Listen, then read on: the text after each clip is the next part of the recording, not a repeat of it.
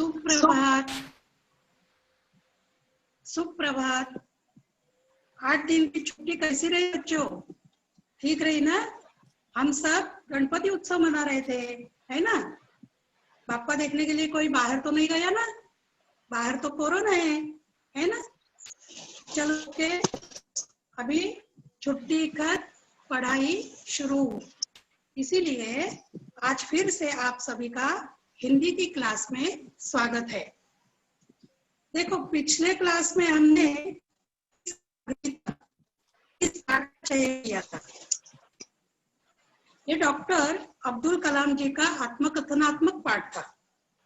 ये पाठ पढ़ते समय हमने डॉक्टर कलाम और उनके निर्देशन में बनाई गई अग्नि मिसाइल की जानकारी ले ली थी। याद है ना सबको? पिछले हफ्ते में हमने अग्नि मिसाइल का पूरा पाठ पढ़ लिया था, उसकी जानकारी ले ली थी। तो आज हम पहले क्या करेंगे, तभी हमने डॉक्टर अब्दुल कलाम के बारे में ज्यादा जानकारी नहीं ली थी, सिर्फ उनका जन्म और उनकी मृत्यु इतना ही देखा था। लेकिन आज उसके आगे हम जाने वाले हैं और पहले डॉक्टर अब्दुल कलाम जी के बारे में जानकारी लेने वाले हैं। और साथ ही साथ पिछली बार जब हमने अग्नि मिसाइल का प्रक्षेपण देखा था, उसके साथ आज हम पृथ्वी मिसाइल का भी विस्तृत वर्णन देखने वाले हैं, उसकी विस्तृत जानकारी लेने वाले हैं। तो देखो, हमने पिछली बार पृथ्वी से अग्नि तक पढ़ा, उसके लेखक थे डॉक्टर APJ अब्दुल कलाम। आज हम अब्दुल कलाम जी का जीवन परिचय, उनकी विस्तृत जानकारी लेने वाले हैं हम। अब्दुल कलाम जी का जन्म 15 अक्टूबर 1931 में तमिलनाडु राज्य में रामेश्वरम गांव में हुआ था। उनका जन्म तमिल मुस्लिम मध्यम वर्गीय परिवार में हुआ था। और एक बहन थी। यहाँ पे फोटो दिखाई दे रही है। यहाँ पे भाइयों की, पूरी भाइयों की फोटो नहीं है, 2 भाई हैं। ये छोटे दिख रहे हैं, ये अब्दुल कलाम जी है। छोटे बच्चे जो दिख रहा है इसमें अब्दुल कलाम जी है। उनका नाम, जो पिताजी बेटे हैं, उनका नाम था जैनुल अब्दीन और वो एक मस्जिद के इमाम थे और एक कश्ती के मालिक थे। उनकी माता, इधर जो बैठी है वो माता है, उसका नाम था अम्मा और वो एक अतिथि सत्कार करने वाली गृहिणी थी। यानी आजकल हम बोलते हैं ना हाउस वाइफ, वैसे वो घर में ही काम करने वाली थी। अभी उनके पिताजी के पास जो ये कश्ती थी ना, तो वो कश्ती में से पिताजी क्या करते थे, उनके पिताजी यात्रियों को धनुष्यकोडी से रामेश्वरम तक पहुंचाते थे।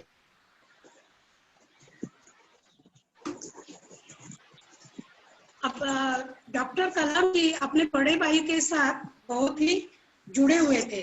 सब उनको बताते थे, जो भी कठिनाइयां आती थी, समस्याएं आती थी, अपने बड़े भाई को बताते थे। उनके पूर्वज बहुत अमीर थे। डॉक्टर कलाम जी के पूर्वज बहुत अमीर थे, लेकिन डॉक्टर कलाम जी के परिवार की आर्थिक स्थिति ठीक नहीं थी। पढ़ाई करने के लिए और वो पढ़ाई जारी रखने के लिए उन्होंने छोटी उम्र से ही काम करना शुरू कर दिया था। स्कूल छूटने के बाद वो, चित्र में दिखाई देता है, वो समाचार पत्र बिकने जाते थे और समाचार पत्र, ये जो समाचार ऐसे मिलते हैं, वो बेचने का काम वो करते थे। डॉक्टर थे वो पढ़ाई लिखाई में बहुत सामान्य थे स्कूल के दिनों में, लेकिन उनको नई नई चीजें पढ़ने का बहुत शौक था और नई नई चीजें सीखने के लिए वो हमेशा तैयार रहते थे। उनके जीवन पर अपने पिताजी का बहुत प्रभाव था। उनके पिताजी पढ़े लिखे नहीं थे, उनकी जो विचार प्रणाली थी, उनका जो सत्य वचन था, प्रामाणिकपना था, वो उससे प्रभावित थे। अब्दुल कलाम के शिक्षकों ने उन्हें बताया था कि सफलता प्राप्त करने के लिए इच्छा, आस्था और तीनों शक्तियों को भली भांति समझ लेना चाहिए। जहाँ पे इच्छा होती है वहां पे मार्ग निकल ही आता है। और शिक्षा के प्रति आस्था चाहिए, शिक्षा लेने की आस्था चाहिए, और अपेक्षा भी चाहिए कि मुझे ये बनना है वो बनना है, ऐसे अपेक्षा भी रखनी चाहिए। ये ध्यान में रखकर कलाम जी हमेशा ज्ञान के पीछे भागते रहे और उन्होंने आगे जाके बहुत सी डिग्रियां हासिल की थी। देखो उन्होंने क्या क्या किया। कलाम जी ने 1954 भौतिक विज्ञान की पदवी प्राप्त की। 1955 में वो मद्रास में गए। उधर में एरोस्पेस इंजीनियर की पदवी प्राप्त की। एरोस्पेस मीन्स जो विमान चलाते हैं ना, विमान के बारे में, विमान में जो तकनीक जो होती है उसके वो इंजीनियर बन गए। फिर उन्होंने 1960, ये इधर मद्रास इंस्टीट्यूट जो दिखाई दे रही है ना, वो मद्रास में गए और 1960 में उन्होंने उधर प्लेन इंजीनियर की पढ़ाई पूर्ण। अभी उसके बाद उनको 1969 में इसरो में भेजा गया। इसरो, वहां पर उन्होंने क्या किया, प्रोजेक्ट डायरेक्टर के पद पर काम किया। प्रोजेक्ट डायरेक्टर का मतलब है परियोजना निर्देशक। जो प्रोजेक्ट बनते हैं उधर, उसका निर्देशन का काम वो करते थे। उधर जाके उन्होंने क्या किया, तो पहला प्रक्षेपण यान और ध्रुवीय उपग्रह प्रक्षेपण यान, इसे बनाने में उन्हें बहुत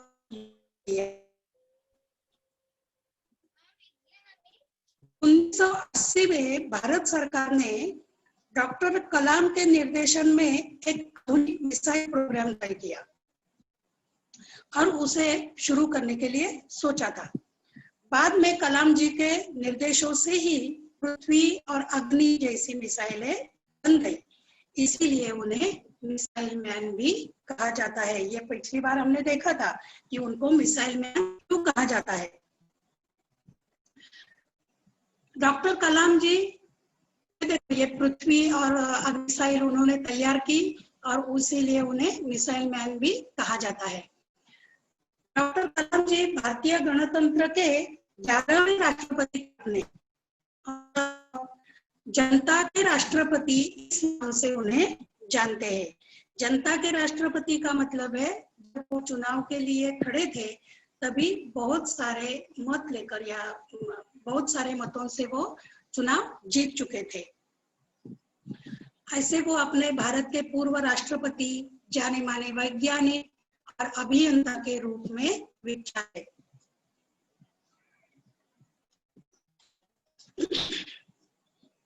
और वो राष्ट्रपति, वैज्ञानिक और अभियंता, ये सब होने के बावजूद उन्हें पुरस्कार प्रदान किए गए। उसमें से था पद्म भूषण पुरस्कार, भारत रत्न पुरस्कार और पद्म विभूषण पुरस्कार। ये परमोच्च पुरस्कार उन्हें प्राप्त हो गए। उनके जो विचार थे वो आज भी युवा पीढ़ी को आगे बढ़ने के लिए प्रेरित करते हैं। उन्होंने जो विचार प्रदान किए, कलाम जी की वो 10 विशेषताएं हैं जो उन्होंने युवा पीढ़ी के लिए बताई है। तो देखो कलाम जी की 10 विशेषताएं कौन सी है। तो पहली है, आपका सपना सच हो इसलिए आपको सपना देखना होगा।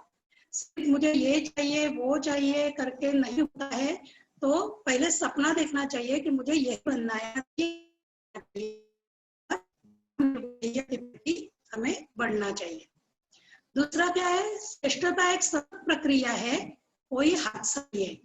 किसी व्यक्ति को जब श्रेष्ठता प्रदान होती है या श्रेष्ठता तो ऐसी नहीं मिलती है, झट से नहीं मिलती है, एक दिन नहीं मिलती है। उसके लिए ज्यादा से ज्यादा करना पड़ता है। वो एक सतत प्रक्रिया है, सतत काम करना पड़ता है, सतत अच्छे काम में लगे रहना पड़ता है, इसके बावजूद। तीसरा है, जीवन एक मुश्किल खेल है और अपने जन्मजात अधिकारों को सुरक्षित रखते हुए आप उसे जीत सकते हैं। देखो जीवन एक मुश्किल खेल है, अपना जीवन बिताना ये कोई साधारण बात नहीं है, उसमें मुश्किलें तो बहुत आती है, इसीलिए मुश्किल खेल रहा है उसको उन्होंने। और अपने जन्मजात अधिकार जो रहते हैं, पढ़ना लिखना स्वतंत्रता से जीना, ये जो अधिकार रहते हैं उनको सुरक्षित रखते हुए हम उसे जी सकते हैं। चौथी विशेषता है कौन सी है? इंसान को सफलता का आनंद उठाना है तो मुश्किलों की जरूरत है। देखो इंसान को जब आनंद होता है ना, तो वो आनंद कैसे होता है? जब हम एक आध बार मुश्किल पार कर देते हैं या मुश्किलों का सामना करते हैं और हम जीत जाते हैं, तभी हमें आनंद मिलता है और हम उसका सफलता का आनंद उठा लेते हैं। पांचवी विशेषता कौन सी है? जो मन लगाकर काम करेगा, जो मन लगाकर काम नहीं करेगा उसकी सफलता आधी अधूरी रहेगी। देखो कोई भी व्यक्ति जब मन लगाकर काम करती है तो उसे जो सफलता प्राप्त होती है वो चिरकाल रहती है, और जो मन लगाकर काम नहीं करता है, ऐसे ही करना है काम, इसके लिए काम करता है, तो उसे जो सफलता मिलती है वो आधी अधूरी रहती है, वो कायम स्वरूपी नहीं रहती है। अभी छठी विशेषता कौन सी है? शिक्षा देने वाले या पढ़ाने वाले जो लोग हैं उन्हें छात्रों के बीच समानता, रचनात्मकता और नेतृत्व की भावना विकसित करनी चाहिए। शिक्षा देने वाले यानी शिक्षक, माता पिता, अपने पहले गुरु माता पिता होते हैं, बाद में शिक्षक, और भी कोई छात्रों के बीच समानता, नेतृत्व की भावना विकसित करनी चाहिए। सातवीं विशेषता कौन सी है? तो माँ, पिता और शिक्षक, इनको अपनी अहम भूमिका निभानी चाहिए, यानी मुख्य भूमिका उनको निभानी चाहिए, तभी देश भ्रष्टाचार मुक्त बनेगा। ये लोग जब अपनी भूमिका अच्छी तरह से निभाएंगे, बच्चों को अच्छी दिशा देंगे, तभी देश भ्रष्टाचार मुक्त बनेगा। अभी आगे देखो, आठवीं कौन सी है? हम अकेले नहीं हैं, पूरा ब्रह्मांड हमारा दोस्त है। जो सपने देखता है, मेहनत करता है, उसे ऊपर वाला सर्वोत्तम देता है। देखो हम जब अकेले जन्म लेते हैं, लेकिन आने के बाद हम अकेले नहीं रहते, सब अपने साथी अपने साथ रहते हैं। पूरा ब्रह्मांड, उन्होंने बोला है पूरा ब्रह्मांड हमारा दोस्त है, हम जिससे दोस्ती करना चाहेंगे उससे दोस्ती कर सकते हैं। सपने देखते हैं, और जो सपना देखता है, जो अच्छा बनने का सोचता है, मेहनत करता है उसके लिए, उसे ऊपर वाला कभी भी नाराज नहीं करता, उसे ऊपर वाला सर्वोत्तम देता है। नौवीं विशेषता कौन सी है? तो युवा लोग कुछ अलग तरीके से सोचे, कुछ आविष्कार करने का साहस है। युवा ये नई पीढ़ी, आने वाली नई पीढ़ी, उनको उन्होंने बताया है कि आप अलग तरीके से सोचो, जो चलता आ रहा है उसी के पीछे मत दौड़ो, कुछ नया साहस करो, कुछ नया आविष्कार करके दिखाओ। और 10वीं विशेषता कौन सी है? तो अनजाने रास्तों का सफर करें, असंभव लगने वाली चीजों को खोज निकाले, समस्याओं पर विजय पाकर सफलता प्राप्त करे। अनजाने रास्तों का सफर करे मतलब मेरा बड़ा बीकॉम तो मैं भी बीकॉम ही बनूंगा, मेरी बहन ने आर्ट्स लिया है तो मैं भी आर्ट्स ले लूंगा, मेरा भाई डॉक्टर है तो मैं भी डॉक्टर बनूंगा, मेरे पिताजी इंजीनियर है तो मैं भी इंजीनियर बनूंगा। ऐसे रास्तों पे मत चलो, तो अनजाने रास्तों पर चलो। वो इंजीनियर बन गया है तो मैं और कुछ रास्ता निकालूंगा, और फिर मैं कुछ अच्छा और अच्छा पढ़ूंगा। ये सोचो, असंभव लगने वाली चीजों को खोज निकाले, जो हमें मिल नहीं सकती ऐसा हमें लगता है उसके पीछे लगो, असंभव जो है उसको संभव कर लो, समस्याओं पर विजय पाओ और सफलता प्राप्त करो। ये उन्होंने युवा पीढ़ी के लिए 10 विशेषताएं बताई है, और यही संदेश उन्होंने युवा पीढ़ी को दिया हुआ है। अभी खुद कलाम जी ने क्या किया है? इसरो में काम किया है, रक्षा अनुसंधान और अंतरिक्ष अनुसंधान संगठन यानी इसरो। इधर उन्होंने बहुत सारा काम किया है। जहां पर मुश्किलें थी, चैलेंज था, वहां पे उन्होंने काम किया है और मुश्किलों को पार करके दिखाया है। अभी उन्होंने क्या किया, 1974 में यानी 1974 में भारत द्वारा जो पोखरण में मूल परमाणु परीक्षण किया गया, लेकर 1998 में जब दूसरी बार परमाणु परीक्षण किया गया, तब तक एक निर्णय संगठनात्मक और राजनीतिक भूमिका उधर निभाई है। संगठनात्मक का मतलब है सबको संगठन करके, सबकी मदद से उन्होंने ये काम किया है, ये सफलता प्राप्त की हुई है। क्योंकि उन्हें ये करने के लिए किसी ने बताया था का नहीं, तो उनके मन में भारत एक विकसित राष्ट्र बनाने का सपना पल रहा था। भारत को विकसित राष्ट्रों के सूची में लाने का सपना उनके नयनों में सज रहा था और वो तन मन धन अर्पित करके अपना काम करते थे। कलाम भले ही खतरनाक और घातक मिसाइलें तैयार की हो, लेकिन देखने में वो कैसे थे, हमेशा सरल और सहज नेता के रूप में ही हमें दिखाई दिए। डॉक्टर कलाम जी ने प्रोजेक्ट डायरेक्टर की भूमिका SLV-3 के, देखो इधर, SLV-3 का निर्माण करते समय भी उन्होंने वो अपनी भूमिका उधर प्रोजेक्ट डायरेक्टर की भूमिका निभाई है। और बाद में जुलाई 1982 में रोहिणी उपग्रह, ये देखो ये रोहिणी उपग्रह है, ये अंतरिक्ष में उन्होंने प्रक्षेपित किया।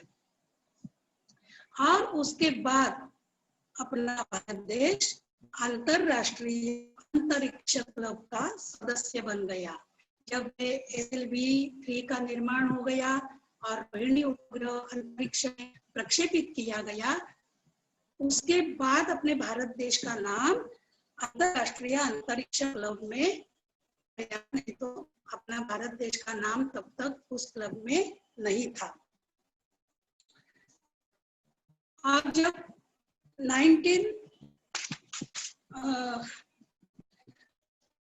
भारत ने कलाम के देखरेख में 1998 में पोखरण में अपना सफल परीक्षण किया, तभी परमाणु शक्ति से संपन्न राष्ट्र की सूची में अपना भारत देश का नाम शामिल हो गया और संपन्न राष्ट्र की सूची में भारत देश शामिल हुआ। चुनिंदा राष्ट्रों में चुने हुए जो राष्ट्र थे, परमाणु शक्ति से संपन्न जो चुनिंदा राष्ट्र थे, उनमें भारत देश का नाम भी शामिल हो गया। अभी देखो पिछली बार हमने क्या किया था, पिछले हफ्ते में जो का चयन किया था, उसमें डॉक्टर कलाम जी ने जो अग्नि मिसाइल बनाने की प्रक्रिया बताई थी और उसके प्रक्षेपण में आई हुई जो रुकावटें थी, 3 बार प्रक्षेपण रुक गया था, उसकी सबकी जानकारी हमने ले ली थी। लेकिन तभी एक पृथ्वी मिसाइल का भी हमने चयन किया था, लेकिन उसके बारे में हमने कोई जानकारी नहीं ली थी। सिर्फ इतना ही हमने जाना था कि उसका प्रक्षेपण बहुत सरलता से हो गया था। तो देखो आज हम क्या करने वाले हैं, अग्नि मिसाइल के बारे में नहीं तो पृथ्वी मिसाइल के बारे में हम जानकारी लेने वाले हैं। 28 सुबह 11:23 ये पृथ्वी जो मिसाइल है उसका परीक्षण किया था और भारतीय रक्षा प्रणाली के विकास में एक नया अध्याय जोड़ दिया था। यह मिसाइल सिर्फ जमीन पर से जमीन पर वार करने वाली नहीं थी, तो 1000 किलोग्राम तक बारूद को साथ लेकर जाने की क्षमता भी रखती थी और भविष्य में होने वाले विकसित गाइडेड मिसाइलों का आधार भी थी। ये जो पहली पृथ्वी का परीक्षण हो गया वो सिर्फ मिसाइल ही नहीं थी, तो 1000 किलोग्राम तक बारूद अपने साथ लेकर वो क्षमता थी।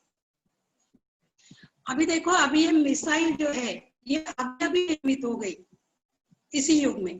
पहले जो काल था तभी टीपू सुल्तान ने क्या किया था, 18वीं शताब्दी में पहले पहल अंग्रेजों के खिलाफ लड़ाई करते समय टीपू सुल्तान ने रॉकेट का इस्तेमाल किया था। ये दिखाई देता है तुमको रॉकेट? ये रॉकेट उड़ाने की तैयारी चल रही है और ये उड़ने के बाद, आकाश में उड़ने के बाद हमें दिखाई दे रहा है चित्र कौन सा है वो। तो पहले रॉकेट का इस्तेमाल टीपू सुल्तान ने किया था। और टीपू सुल्तान मैसूर के राजा थे और उनका उधर बहुत बड़ा राजवाड़ा भी है टीपू सुल्तान का। जो उन्होंने इस्तेमाल किया था वो सिर्फ 150 किलोमीटर दूरी तक ही जाता था, ज्यादा उसकी क्षमता नहीं थी। और ये अब क्या हुआ, ये रॉकेट और वो पीछे हमने देखी वो मिसाइल, ये दोनों शस्त्र ही है, शत्रु पर मार करने वाले ही शस्त्र है। लेकिन इन दोनों में बहुत सारा, तो वो कौन सा है? रॉकेट, ये जो रॉकेट है वो दिशाहीन होता है।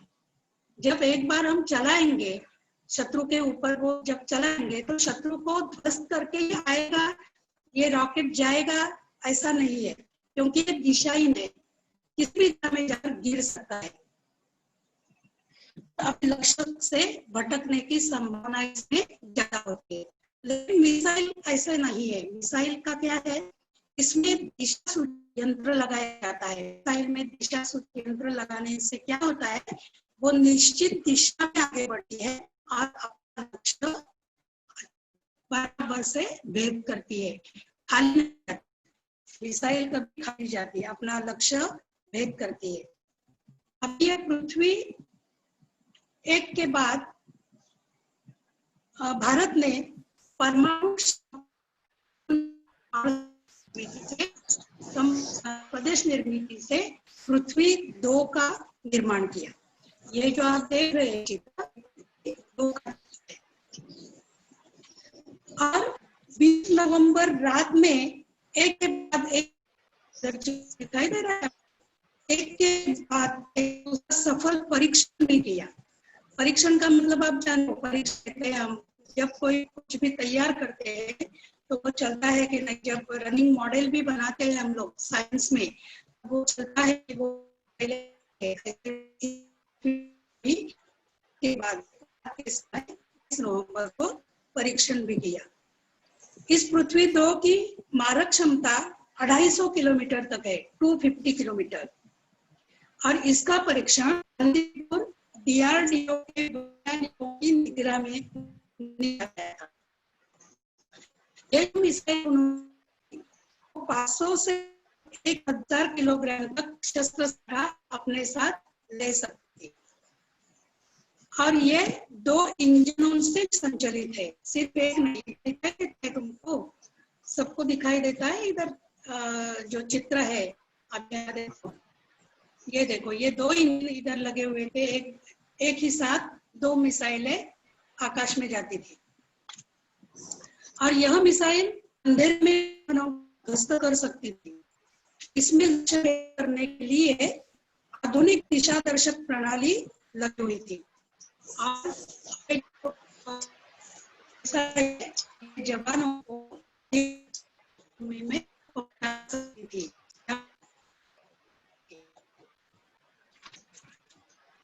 अभी पृथ्वी 2 के बाद पृथ्वी 3 का भी सफल परीक्षण किया गया। देखो ये जो चित्र है ये पृथ्वी 3 का चित्र है। पृथ्वी 2 के बाद पृथ्वी 3 का भी सफल परीक्षण किया गया। ये मिसाइल मध्यम दूरी मार कर सकती है, 350 किलोमीटर तक आगे जा सकती है। ये जो मिसाइल है ये चलाई जा सकती है। ये इधर चित्र देख रहे हैं वो पनडुब्बी का चित्र है, में उसको पानडुब्बी कहते हैं। ये जो पनडुब्बी है वो पानी के नीचे से चलती है और पानी के नीचे चलने के बाद भी हम ये मिसाइल उसके ऊपर से चला सकते हैं। ऐसी इस तीन की विशेषता है। और जब इसका पहला परीक्षण हुआ तो वो भी पानी पनडुब्बी का जो कृत्रिम प्लेटफॉर्म तैयार किया गया, उस प्लेटफॉर्म से ही पृथ्वी 3 का प्रक्षेपण सफल हो गया।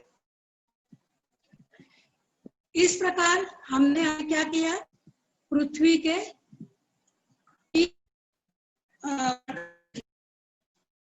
और ये जो 3 प्रकार थे, पृथ्वी 1, पृथ्वी 2 और पृथ्वी 3, ये जो है वो यानी जमीन पर से युद्ध वाली सेना, ये नौसेना, समुद्र पर से युद्ध करने वाली सेना, और ये वायु सेना जो हवाई जहाज से युद्ध करती है, ऊपर से युद्ध करती है।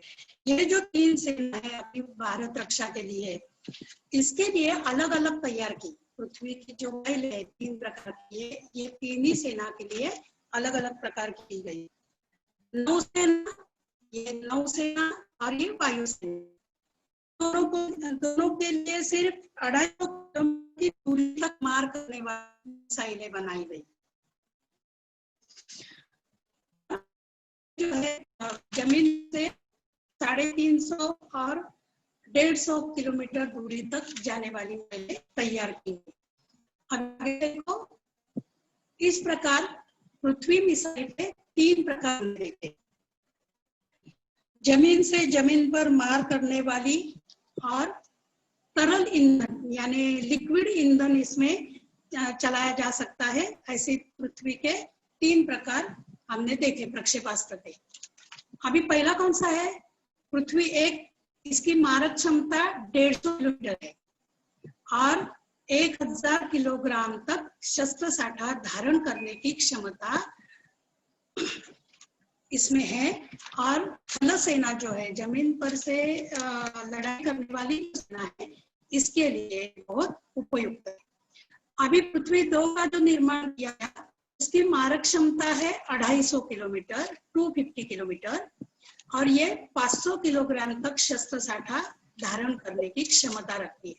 और ये जो पृथ्वी 2 है वो वायुसेना के लिए बहुत उपयुक्त है। वायुसेना यानी विमानों से लड़ाई करने वाली सेना। अभी देखो पृथ्वी 3 का जो गया, भारत 350 मीटर दूरी तक जा सकती है और 500 किलोग्राम तक शस्त्र साठा धारण करने की क्षमता इसमें है।